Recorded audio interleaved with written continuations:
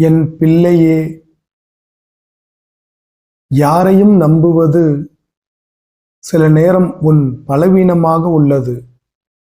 அதை பயன்படுத்தி சிலர் உன் மூலமாக காரியம் சாதிக்க முயல்கின்றனர்.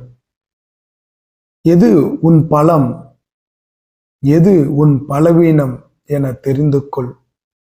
எல்லாவற்றையும் கேள், ஆனால் பதில் கூறாது அமைதியாக அதை பற்றி சிந்தித்துப் பார். சில உண்மைகள் உனக்கு விளங்கும். உனக்கு எதிராக யார் என்ன செய்தாலும் அவர்களிடம் இருந்து உன்னை நான் காப்பேன். என் பிள்ளையே, சில தடைகள் அவ்வப்போது வந்தாலும் அது வேகமாக விலகிச் செல்லும். அதைக் கண்டு தடை தொடரும் என்று நினைக்காதே. கைவிட்டு போனவைகள் மீண்டும் வரும்.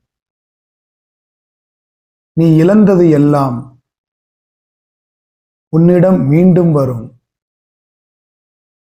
உன் நம்பிக்கை மற்றும் நேர்மறை எண்ணத்தை நீ இழக்காத வரை எதுவும் இழப்பில்லை. எல்லாவற்றிலும் இருந்து பெறுகிறாய் அனுபவத்தை. அந்த அனுபவம் உனக்கு வழிகாட்டும். நல்லதே நடக்கும். ஓம் சரவண பவ.